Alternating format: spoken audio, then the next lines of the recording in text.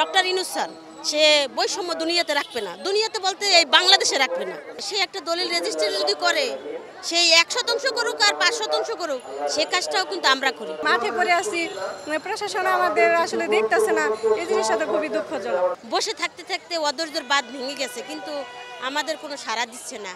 আমরা এত এত কিছু করতে আছি, এত কিছু চিঠি, কান্না এবং চাওয়া পাওয়া কোনোটাই আমাদের সাকসেস হচ্ছে না।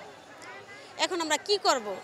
এখন আমরা অফিসে যাব, সেটা ঠিক আছে, অফিসে যাব আবার রিটার্ন যাব, কিন্তু আদৌ কি অফিস আমাকে ঠিকমতো আমরা কাজ করতে পারবো? আদৌ কি আমরা সেখানে সব কিছু আবার আগের মতো স্বাভাবিক হতে পারবো? না, হতে পারবো না, কোনো দিনও হতে পারবো না। এখানে আমাদের একটা দাবি, আমাদের চাওয়া হয়েছে এক দফায় এক দাবি, সরকারি স্থায়ীকরণ করা হোক, কিন্তু স্থায়ীকরণ করছে না। কিন্তু বারবার আশ্বাস দিছে, এমনকি সংসদ ভবনে বসে আইনমন্ত্রী অনেক আমাদের আশ্বাস দিছে, তোমাদের চাকরি আমরা 17 দিনের মধ্যে বা 20 দিনের মধ্যে এরকম একটা আশ্বাস আমাকে দিয়েছে, চাকরি হয়ে যাবে, তোমরা নিশ্চিত থাকো। কিন্তু আজও পর্যন্ত আমাদের ওই আশার বাণী গুনছে, কোনোদিন আর আশা পূরণ হচ্ছে না। এখন আমরা কই যাবো? আমার মতো একটা মেয়ে, এরকম স্বপ্নারীরই আমরা এখানে এই সাব রেজিস্ট্রার অফিসে একটা দলিল রেজিস্ট্রি হওয়ার পরে সব কাজগুলো আমরাই করি, সব কাজগুলো স্যারের, এমনকি স্যারের স্বাক্ষর দেওয়ার পরে যে তারিখটা বসানো হয় সেটাও আমরা করি। আমাদের ডক্টর ইউনূস স্যার সে একটা দলিল রেজিস্ট্রি যদি করে সেই 100% করুক আর 5% করুক, সে কাজটাও কিন্তু আমরা করি।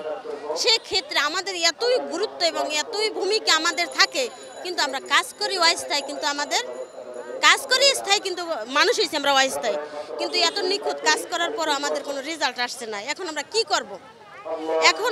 করব? আমাদের এই রাস্তায় আজকে প্রেস ক্লাবে 32 দিন থাকার পরে আমাদের বাঁধ ভেঙে গেছে, ধৈর্যের বাঁধ আর ভেঙে গেছে, আমাদের ধৈর্য আর মানছে না। মাঠে পড়ে আসি, প্রশাসন আমাদের আসলে দেখতেছে না, এই জিনিসটা তো খুবই দুঃখজনক।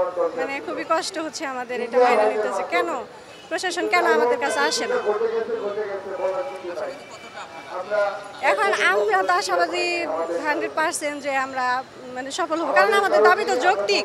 কারণ আমরা তো সরকারের কাছ থেকে চাচ্ছি না যে আমাদের সরকার দিক, তাদের খাতে থেকে দিক, কারণ আমরা যে টাকা দিই রাজস্ব সেখান থেকে আমাদের দিবে, এখানে তো আমাদের বাড়তি কিছু দিবে না। তাহলে আমরা যেহেতু আদায় করে দিচ্ছি রাজস্ব, ওই রাজস্ব থেকে আমাকে দিবে, কারণ তারা তো বরঞ্চ তারা আমাদেরকে খাটাইয়া আমাদেরকে দিয়ে কাজ করিয়ে 24 টাকা তো ওরা আলাদা করে রেখে দিচ্ছে। আবার 36 টাকা পাতা হবে, সে 36 পাতা তো আমরা এখনো যাই নাই। 23 সালে জুন মাসে বা জুলাই মাসে শেষের দিকে 36 টাকা পাতা দেবে, এখন তো আমরা 24 টাকাই লিখতেছি। তাহলে তো 36 টাকা করে জমা হচ্ছে, 24 টাকা করে জমা হচ্ছে, তাহলে আমরা তো ওইখান থেকে আমাদের রাজস্ব রাজস্ব খাতে নেওয়া যাইতে পারে, সরকারের কোনো ক্ষতি হবে না।